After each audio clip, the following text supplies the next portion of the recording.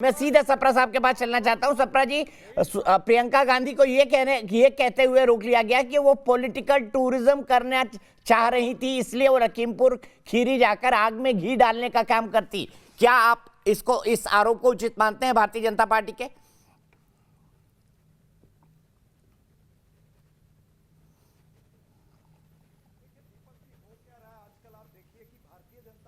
शासित राज्यों के अंदर, चाहे वो हरियाणा है चाहे वो उत्तर प्रदेश है, हरियाणा में एसडीएम कहता है कि सर फोड़ दो किसानों के।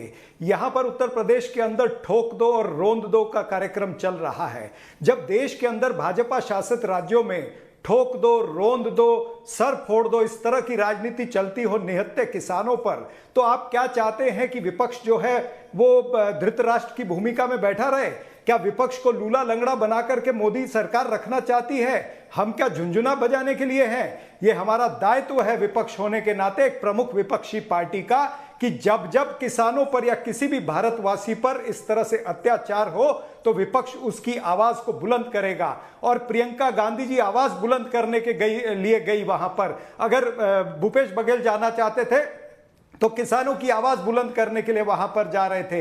अगर पंजाब के डिप्टी चीफ मिनिस्टर और पंजाब के वर्किंग प्रेसिडेंट या पंजाब के मुख्यमंत्री वहां पर जाना चाहते थे तो किसानों की आवाज को बुलंद करने के लिए जाना चाहते थे और यह देखना चाहते थे कि वहां पर किसानों के साथ किस तरह से अत्याचार हुआ है। तो यह विपक्ष का दायित्व है। भारतीय जनता पार्टी अत्याचार करती रहे। आप कहेंगे कि एफआईआर हुआ है, लेकिन मेरा यह कहना है कि गुनहगार कब होगा गिरफ्तार? अगर एफआईआर हुआ है, अगर अजय मिश्रा के बेटे पर एफआईआर हुआ है तो उसको अभी तक गिरफ्तार क्यों नहीं किया गया? और अजय मिश्रा गृह राज्य मंत्री है। गृह राज्य मंत्री रहते हुए क्या तहकीकात निष्पक्ष तरीके से हो सकती है? वो तमाम सारी एजेंसियां जो जांच करेंगी वो गृह राज्य मंत्री के अंडर में आएंगी। इसलिए गृह राज्य मंत्री का भी इस्तीफा पहला होना चाहिए और फिर इस तरह की जांच होनी चाहिए। और जांच जो है वो सिटिंग सुप्रीम कोर्ट के जज के तहत होनी चाहिए। ये हमारी मांग है।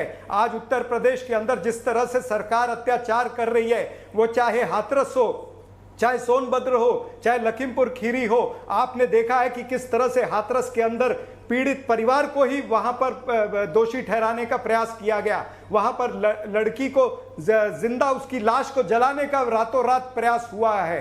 तो इस तरह के जब हम कार्य देखते हैं उत्तर प्रदेश के अंदर, लोकतंत्र पर ठोक तंत्र हावी है और इस ठोक तंत्र के खिलाफ अगर कांग्रेस के नेता प्रियंका गांधी जी आवाज बुलंद करती है तो वो लोकतंत्र के अंदर सच्चाई है और वो करनी चाहिए हमेशा।